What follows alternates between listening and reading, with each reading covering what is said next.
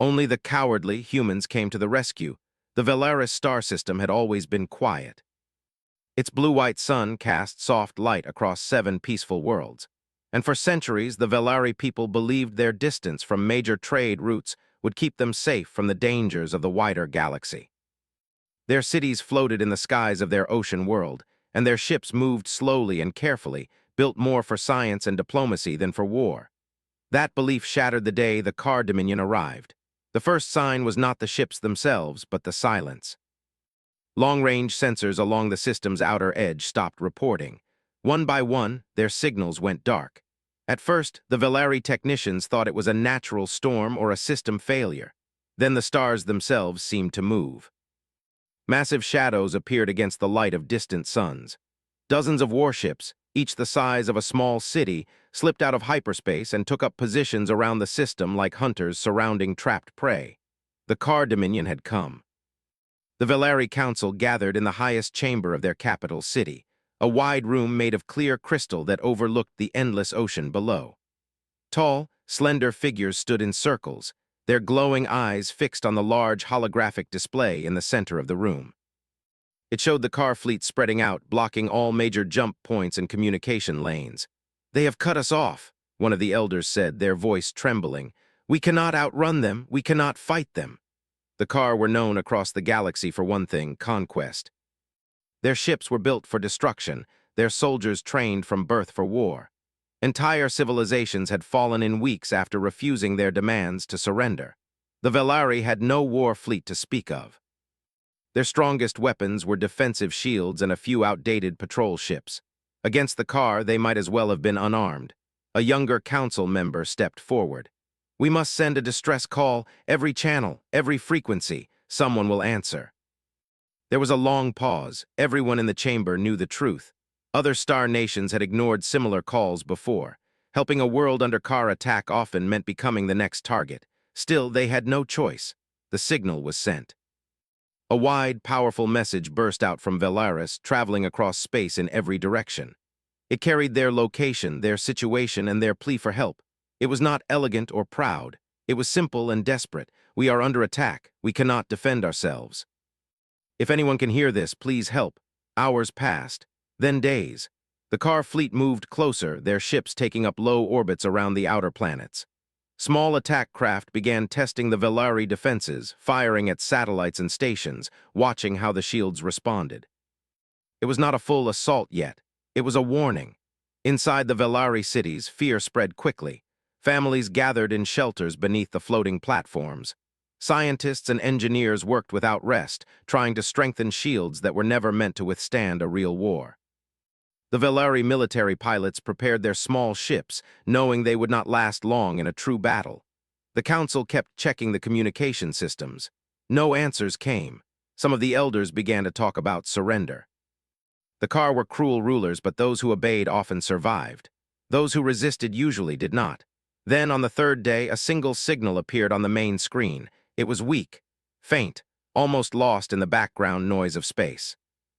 The room fell silent as the technicians focused on it, cleaning it up and boosting its strength. Slowly, the signal became clear. It was a response. The symbol that appeared was unfamiliar to most of the Velari. A simple shape, a circle crossed by 2 lines. Beneath it was a short message: "We hear you. We are coming. Humanity." The room filled with a mix of relief and confusion. "Humans?" one elder asked. "I have heard of them. They are a young species, are they not?" Another nodded. "Yes, they travel far, trade often. But they are not known for their military power." A third elder looked worried. "If they come, the car may see them as another target. We could be condemning them as well as ourselves." Still, hope began to grow. The Velari waited. It took less than a day for the human ships to arrive. The first sign was a small ripple in space near the edge of the system. Then, one by one, sleek, narrow vessels slipped out of hyperspace. There were no massive battleships, no heavy cruisers bristling with weapons. Just a handful of medium-sized ships, smooth and simple in design. The Velari sensor officers stared at their screens. "That's all," one whispered. The human convoy moved slowly, almost carefully, as if unsure of where to go. They did not head straight toward the car fleet. Instead, they adjusted their course and drifted toward the outer asteroid belt. The car noticed them almost immediately. On the car command ship, a towering vessel covered in dark armor plates, the fleet commanders watched the new arrivals on their own displays. They saw the small number of ships, the lack of visible weapons, the slow movement. Laughter echoed through the command chamber. "Is this a joke?" one of the car officers growled. "The Velari send for help, and this is what answers." "The humans," another said, checking the data. "They have a reputation for avoiding conflict." "Cowards," the commander decided. "Let them run. They will learn what happens to those who step into our hunts." The car ships did not move to attack. They simply watched as the human vessels slipped into the shadows of the asteroid field and vanished from direct sight. Back on Velaris, the council watched in confusion. "They're not approaching the enemy," one member said. "Are they retreating?" A Velari diplomat was quickly assigned and sent to make contact. A small shuttle left the capital city and followed the human signal into the asteroid belt. The field was vast, filled with slowly spinning rocks and clouds of dust that glowed faintly in the light of the distant sun. After a tense journey, the shuttle found one of the human ships. Up close, it looked even more simple. Its hull was light gray, marked only with small symbols and numbers. There were no visible cannons or missile bays. The docking process was smooth and quiet. The Velari diplomat, a tall figure named Sail, stepped into the human ship and was met by a group of humans. They were shorter and heavier than the Velari, with solid frames and faces full of small movements and expressions. Their eyes were bright and curious, but not afraid. A human officer stepped forward. "Welcome aboard, I'm Commander Hale." Sail inclined their head. "We are grateful that you answered our call, but I must ask, is this all the help you can offer?" Hale smiled slightly, a small, calm expression. "This is what we brought, yes." Sail glanced around the ship's interior. It was clean and practical. Screens covered the walls, showing star maps, system data, and streams of numbers Sail could not read. "The car fleet is massive," Sail said carefully. "They will destroy our world if they attack. You do not appear prepared for a direct battle." Hale walked over to one of the screens and expanded the display. It showed the entire Velaris system with the car ships marked in red. "We are prepared," Hale said, "just not in the way you expect." Sail studied the map. Small blue dots representing the other human ships were scattered around the asteroid belt and nearby gas clouds. "You are spreading out," Sail observed. "Yes," Hale replied. "We like to see everything before we act." Back on the car command ship, the commanders were growing bored. The humans had not fired a single shot or sent a challenge. Their ships simply moved slowly through the system, disappearing into shadows and strange orbits. "Let them hide," the car commander said. "They will not save the Velari." The final invasion plans were being prepared. Troop carriers moved into position. Heavy weapons powered up, ready to strike the Velari shields and open the way for a full assault. On the human ships, there was no shouting or rushing. Crews spoke quietly, focused on their screens and instruments. Small drones were released from hidden bays, tiny machines that vanished into space, moving toward the car fleet and the system's many strange regions. Commander Hale stood in the main control room, hands resting on the back of a chair as they watched the system unfold on the large central display. "Probes are in position," a crew member reported. "Signal beacons ready," another said. Hale nodded. "Good. Let's make sure we understand this place better than they do." Sail watched, unsure of what was happening. There were no weapons firing, no bold moves, no dramatic gestures, just quiet preparation. From the surface of Velaris, the people looked up at the sky and saw the distant lights of the car fleet and the faint, almost invisible glimmers of the human ships moving through the darkness. Many believed the humans were afraid. Some whispered that they had come too late. But in the silent spaces between the stars, something was being built. A web of signals, data, and careful observation began to stretch across the entire system, connecting asteroids, gas clouds, and empty space in ways no one else could see. The car prepared for a battle they believed would be easy. The Velari prepared for the end of their world. The human ships continued to move through the Velaris system like slow, careful shadows. From a distance, they looked almost lost, drifting between asteroids and clouds of glowing gas. To the car fleet, they seemed harmless, small shapes that did not challenge or threaten. The car commanders barely paid attention to them anymore, focusing instead on their final plans to break the Velari shields and land their armies on the ocean world below. But inside the human ships, nothing was random. Every movement was planned. Every stop had a purpose. Commander Hale stood in the center of the main control room, watching the system map shift as new data flowed in. Small blue lines appeared between planets, asteroids, and empty space, forming a growing web across the screen. "Drone network is expanding," one of the crew reported. "We're getting clearer readings on car engine patterns and power use." "Good," Hale said calmly. "Keep them curious but not suspicious." The human ships released more small drones, each no bigger than a backpack. They moved silently, riding gentle currents of gravity and radiation. Some hid behind drifting rocks. Others slipped into the thin clouds of gas near the system's outer planets. A few drifted close to the car fleet, close enough to listen, but far enough to avoid being noticed. On Velaris, the council waited. The sight of the car ships growing larger in the sky filled the people with fear. The shields around their cities shimmered day and night as the enemy tested them again and again. Small strikes hit communication towers and defense platforms, never enough to break through, but enough to remind everyone of what was coming. Sale returned from the human ship and stood before the council once more. "They are not leaving," Sale said. "They are spreading through the system, watching, measuring." "And fighting?" one elder asked. Sale shook their head. "Not yet." The elders exchanged worried glances. Hope was a fragile thing, and it was starting to crack. Above them, in orbit, the car troop carriers moved into position. Their dark shapes blocked the stars, like heavy clouds before a storm. On one of the human ships, a young crew member named Lion leaned closer to her screen. Lines of strange symbols moved across it, showing the flow of energy through a nearby car cruiser.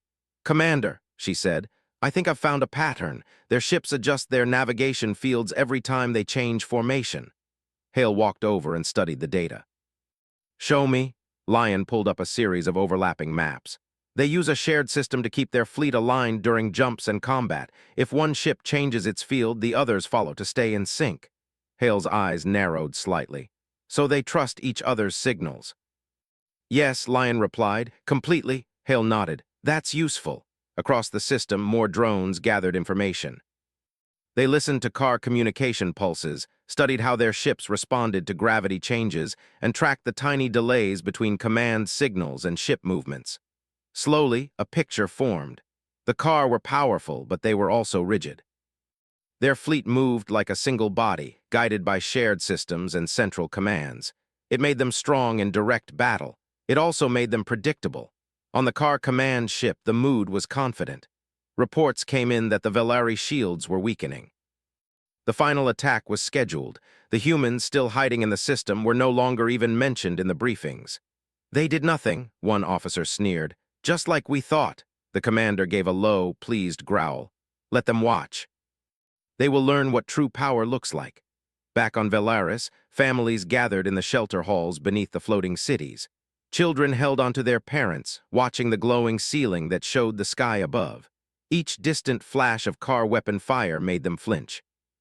In the council chamber, the elders prepared a message of surrender, just in case. They did not want to send it, but they feared what would happen if they waited too long. Sale stood silently, thinking of the calm human commander and the quiet ship filled with screens and data. There had been no fear there, only focus. On the human ships, the web was almost complete. "Beacon network is ready," reported a crew member. "Probes are in final positions," another added. Hale looked at the system map.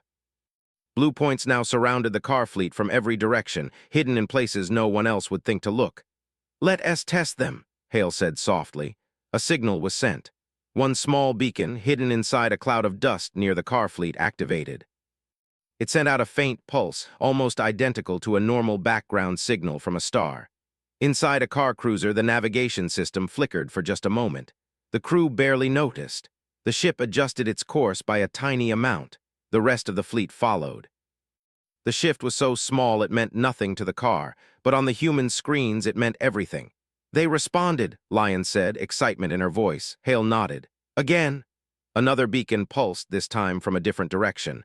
The fleet adjusted once more. The humans smiled. They were not pushing the car. They were teaching them.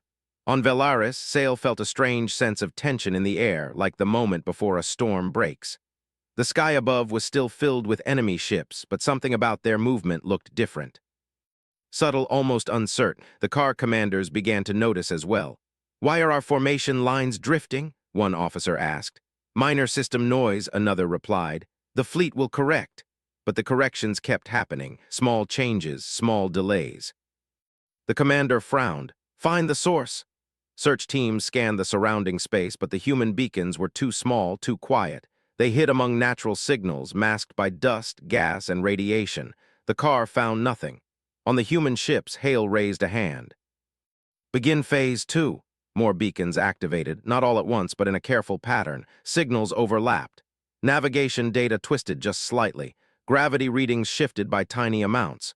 To the car fleet, space itself began to feel strange. A cruiser jumped forward a few kilometers too far and had to pull back.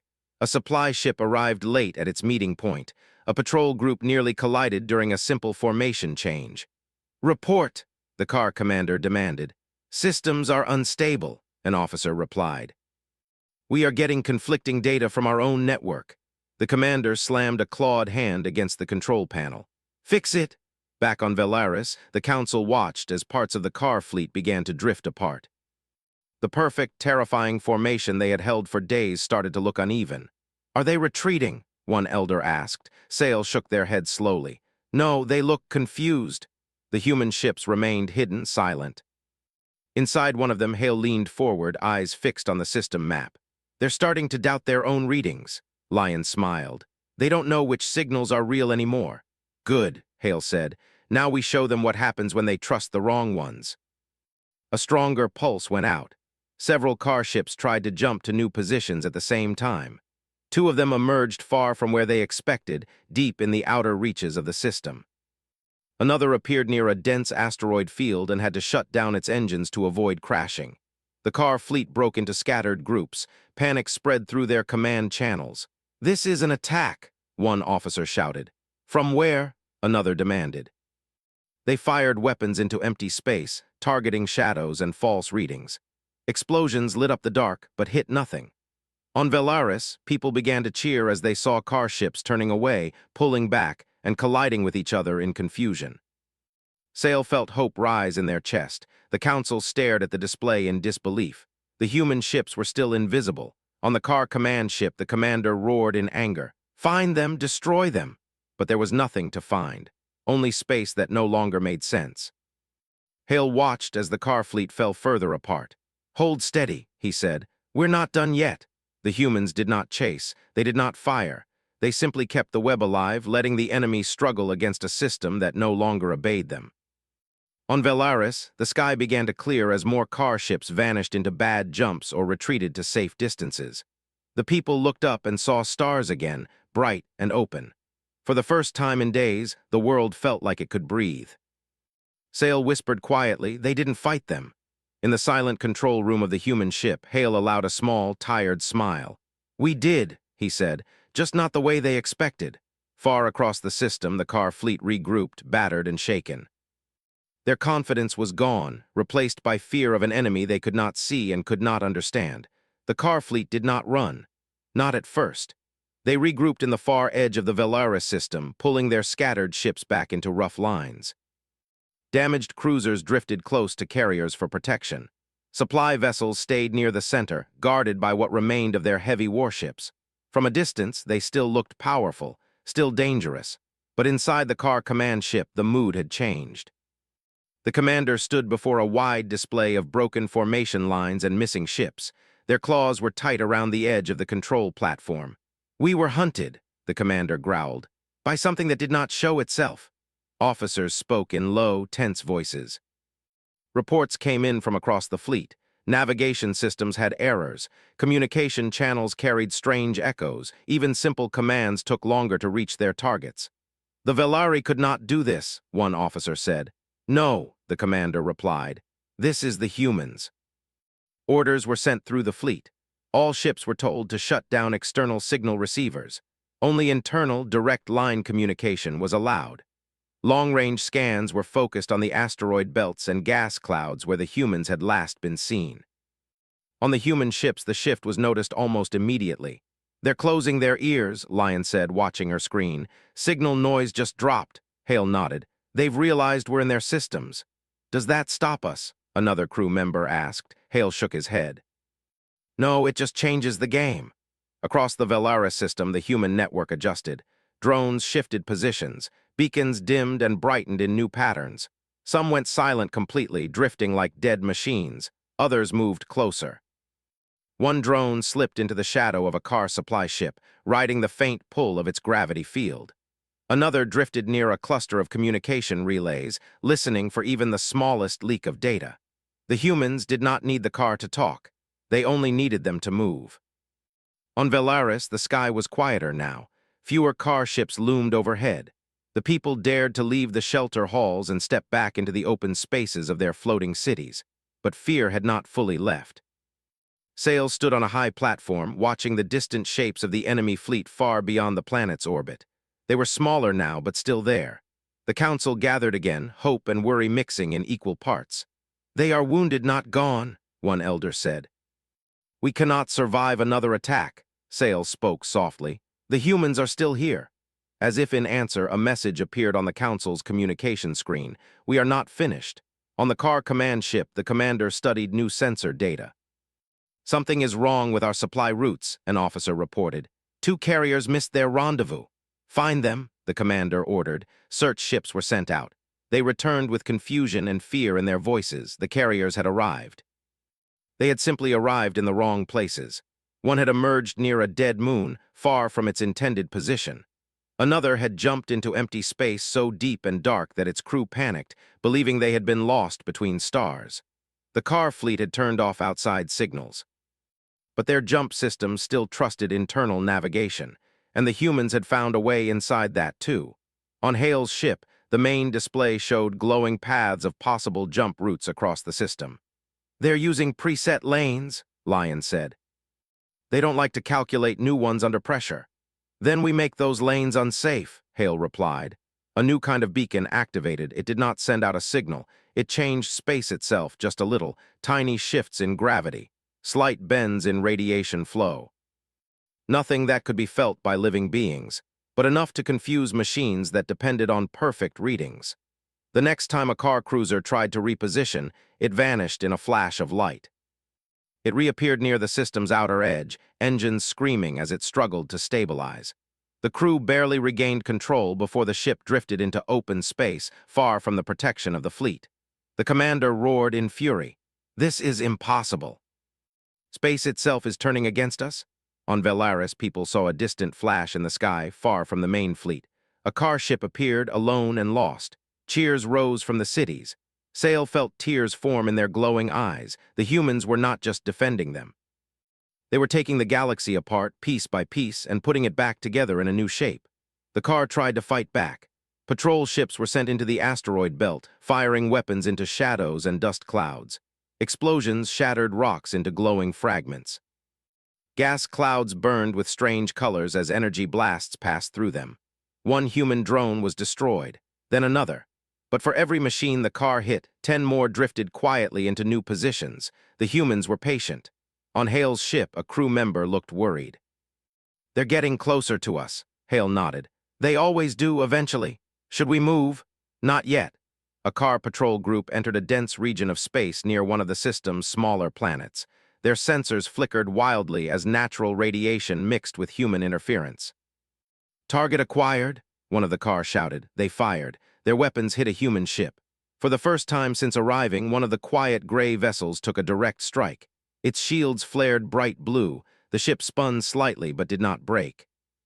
On Velaris, the people gasped as they saw the flash. Sail's heart pounded. "They've been found."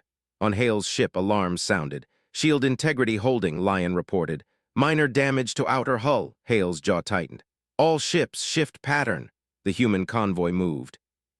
Not fast, not in a rush. They simply changed where they were. The car patrol group charged forward, expecting to finish what they started. They flew straight into a region of twisted space created by the human beacons. Their lead ship jumped. It never came back. The two behind it slammed into each other, engines flaring as they tried to avoid the same fate. One spun out of control, drifting toward a nearby moon. The car patrol broke apart, retreating in panic. The commander on the main car ship stared at the empty space where the patrol had been.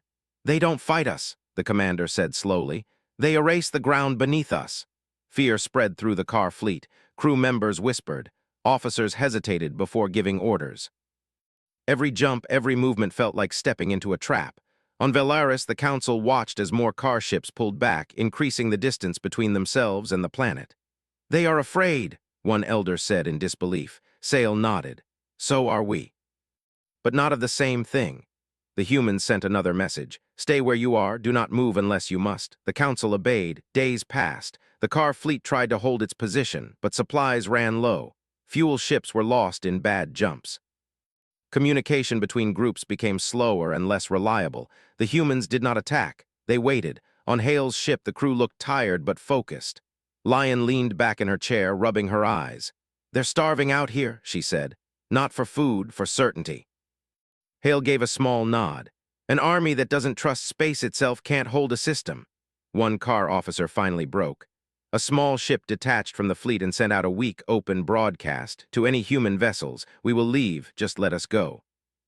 The message echoed through the system. On Velaris, the Council gasped. Sale watched the screen, barely breathing. On Hale's ship, the room was silent. Hale thought for a long moment, then he spoke. "All beacons, clear a path." The human network shifted. A single, wide corridor of safe space opened, stretching from the car fleet to the edge of the system. The car commander hesitated. Then, one by one, their ships began to move. They did not fire. They did not threaten. They simply followed the path the humans allowed them. As the last car ship disappeared into hyperspace, the Velaris system fell quiet. The stars felt closer, brighter. On the floating cities, people embraced, laughed, and cried. The sky was theirs again. Sale looked up, searching for the human ships. They were still there, faint shapes in the distance. The Council sent a final message. "You saved us. We do not know how to thank you." The reply came back simple and calm. "You don't have to." On Hale's ship, the crew finally relaxed. Some smiled. Some leaned back in their chairs, closing their eyes for a moment. Lion looked at the empty system map. "They're gone," Hale nodded. "For now. Do you think they'll come back?" "Maybe," Hale said, "but they'll remember this place." On Velaris, Sale whispered to the open sky, "So will we." The Velaris system felt different after the car left. The stars seemed brighter. The empty space where the enemy fleet had once loomed now felt wide and peaceful, like a deep breath after a long moment of fear. The floating cities slowly returned to their normal rhythms. Markets reopened. Schools welcomed children back. The sound of laughter began to replace the quiet whispers of worry, but the humans were still there. Their ships remained scattered across the system, faint gray shapes against the dark. They did not move closer to the planet. They did not ask for anything. They simply stayed, watching. Sale stood on a high balcony that overlooked the endless ocean of Velaris. Soft winds moved across the water, carrying the smell of salt and sky. Above, a few human ships glimmered like distant stars. The Council had sent messages of thanks, offers of trade, offers of alliance, even offers of shared defense. The humans replied politely but avoided all promises. They thanked the Velari for their kindness and said they would speak more when their work was done. That answer confused everyone. "What work?" one elder asked. "The enemy is gone." Sale did not answer. They remembered Hale's calm voice and the quiet focus of the human crew. The humans never seemed to believe a problem was truly finished just because it had moved away. On one of the human ships, Hale stood in the main control room, watching slow streams of data move across the screens.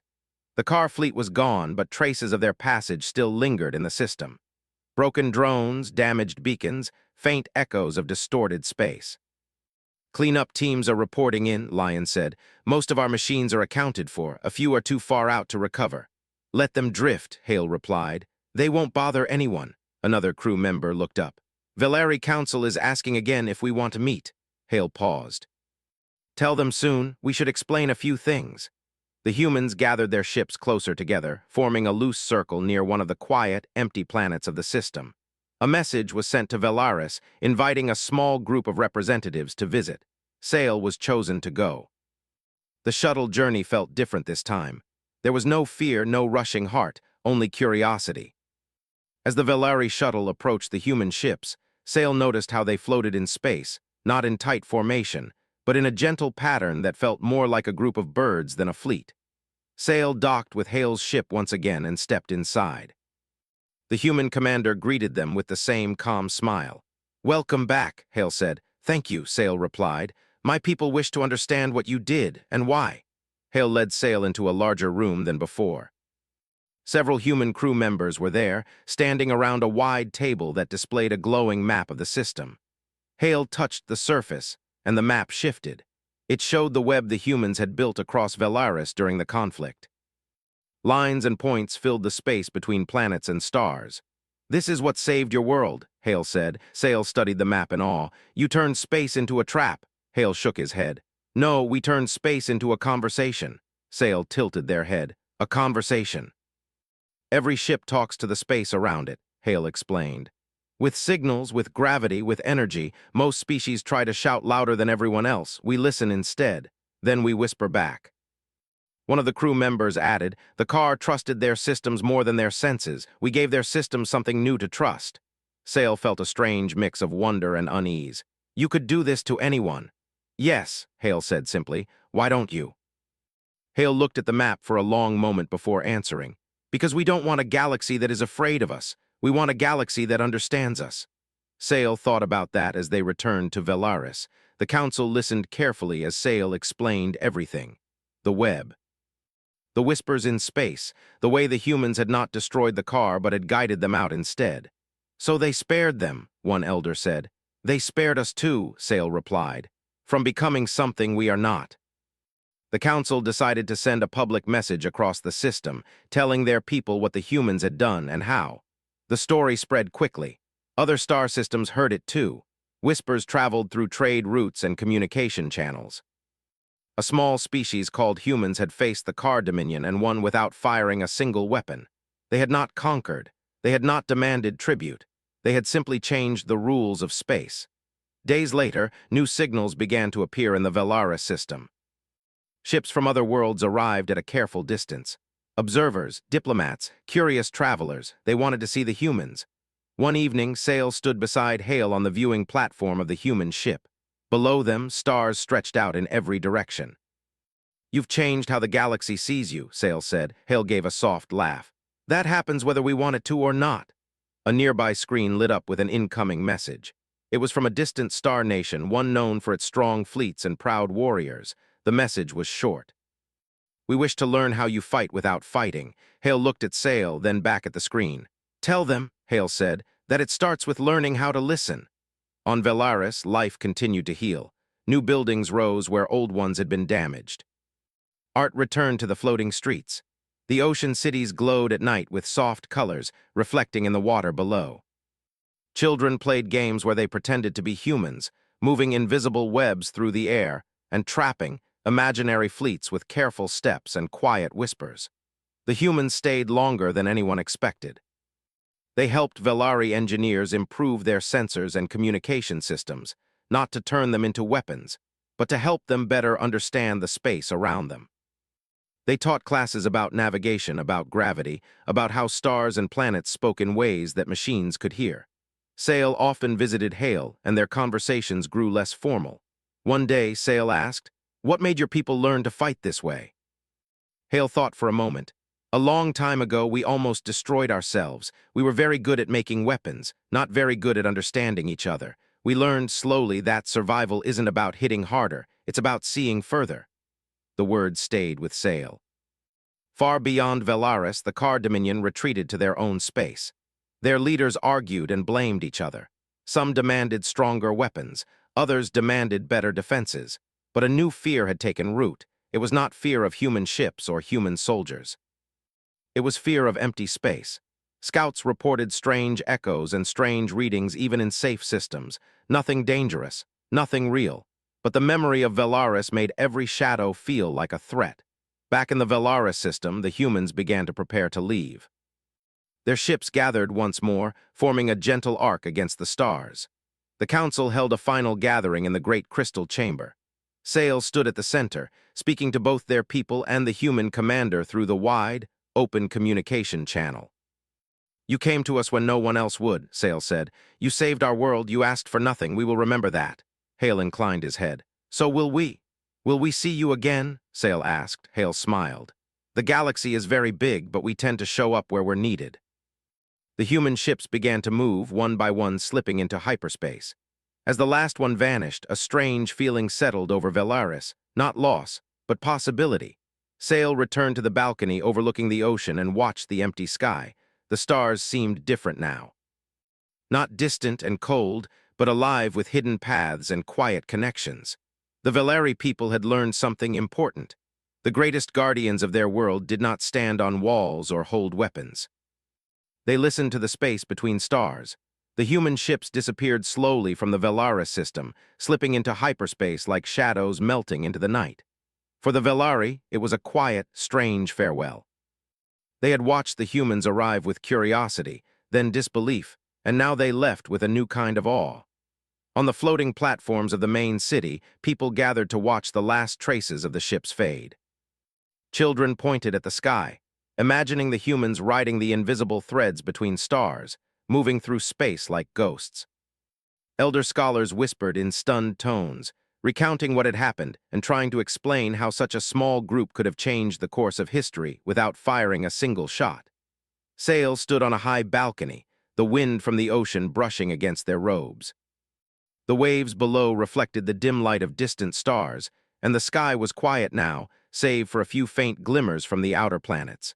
Sail felt a strange emptiness and yet a growing hope. The Velari had survived, not through might, not through weapons, but through the guidance of humans who had chosen to act differently. The council had convened in emergency sessions for days after the humans left.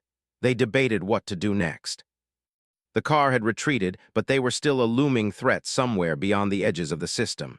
It was not enough to celebrate the victory, they needed to prepare. Sail addressed the council. We have learned a lesson that no book or lesson could have taught us. Strength is not only in shields and weapons. It is in understanding, in seeing the path before you and anticipating danger before it arrives. The humans did not fight us. They fought the system itself, and they made it work in our favor. One elder shook their head slowly. And yet they leave us with nothing tangible. No fleet, no weapon, no treaty that binds them. How are we to trust this philosophy? Sail smiled faintly. We do not trust it, we practice it, we remember it. On one of the outer platforms, a young engineer named Rena worked late into the night. She had been part of the teams that had assisted the humans with adjusting sensors and communications. Now she worked alone, replicating small techniques they had shown her, trying to understand the patterns in space, the subtle ways that signals, energy, and gravity could be used not to destroy, but to guide and protect. This is incredible, she whispered to herself. It's like listening to the stars instead of shouting at them. Meanwhile, the Car Dominion had returned to their space. Their fleets, once proud and coordinated, now carried a quiet tension. Officers argued about what had gone wrong in Velaris, and some demanded retaliation. Others suggested stronger weapons, better coordination, more rigorous training. But deep inside, even the strongest warriors remembered the human intervention. It was not just a lesson in tactics. It was a lesson in possibility. A small number of humans had made the car doubt themselves, making them fear the very vacuum of space. It was impossible to fight an enemy that feared the empty stars. In distant systems, whispers began. Traders spoke quietly about humans who had faced the car without firing a shot and had won. Scholars wrote treatises about their methods, careful not to exaggerate but to honor the truth. Humans fight with minds and patience, one note read. They do not conquer, they guide. Back in Velaris, Sail walked the city streets. People smiled and nodded, still a little unsure how to act after days of fear. Children ran past, shouting games about catching invisible ships and building webs of light between planets. The atmosphere was alive, full of a new energy that had nothing to do with weapons. Sail visited the central tower, where engineers and scientists worked to understand the human techniques they had witnessed. Screens displayed simulations of drones, signals, and energy flows. Every simulation reminded the Velari that the most powerful actions were often invisible. A message arrived from one of the distant human trading systems, not from Hale directly, but from a small, calm communication hub. It read, "Do not forget." Listen to what the system tells you. Act wisely. Sail nodded. They will watch even from afar. Life in Velaris began to settle, yet a subtle change had occurred. The people walked differently, spoke differently, and thought differently about the universe. Fear was no longer a constant companion. Caution and patience replaced panic. Curiosity replaced despair. And hope, something they had almost forgotten, returned with every sunrise. The Valari scientists began testing their own ships with lessons learned from the humans. Small drones now patrolled asteroid belts, gas clouds, and other natural formations, gathering data and mapping anomalies. Communication networks were rebuilt to be more flexible, more responsive. Valaris defenses were no longer just walls and shields. They were intelligence, awareness, and anticipation. Sale visited the council chamber one evening as the sun dipped below the horizon. The holographic map of the system glowed softly, planets spinning slowly in their orbits. "We have survived," Sale said. "We have learned. But now we must remember to practice what we have learned every day, not just for ourselves, but for every world that might one day call for help." Across the galaxy, humans quietly moved from one system to another. Their fleets were small, their methods subtle, but everywhere they went, they left traces of understanding, of safety, of unseen guidance. They did not conquer, they did not dominate, they taught, they prepared. In the Valaris system, children grew up telling stories of the cowardly humans who had come when no one else would. Adults told the story in schools, in city squares, and in quiet homes, emphasizing patience, intelligence, and foresight. The phrase spread quickly, carrying with it admiration and wonder. The humans who fought without fighting. On a high platform, Sale looked at the distant stars and imagined the humans traveling through space, invisible threads connecting worlds in ways that no one could see. "Perhaps they are watching us now," Sale said softly, "ensuring we do not forget what we have learned." Hale and his crew had already moved on. Their next mission awaited in another system, another world that might need their quiet guidance. They did not seek glory. They did not leave a trail of destruction. But wherever they went, civilizations learned, grew stronger, and became wiser.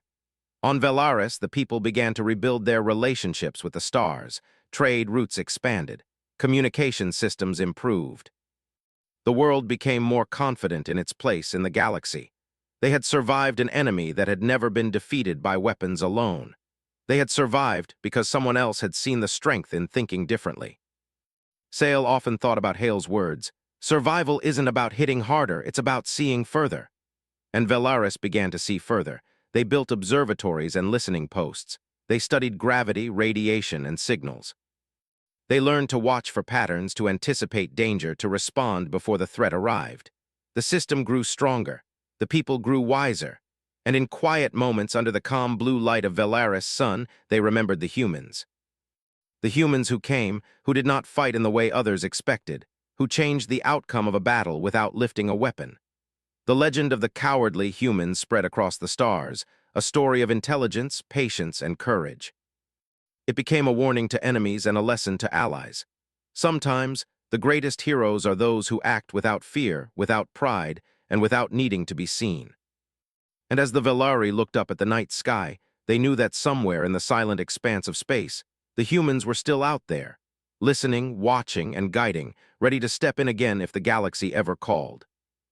In that knowledge, they found comfort, strength, and a new kind of courage, one that came not from weapons, but from understanding, patience, and the quiet heroism of those who dared to fight differently.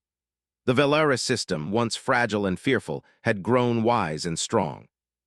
And somewhere far away, humanity moved quietly through the stars, leaving a legacy not of destruction, but of hope. The galaxy would never forget.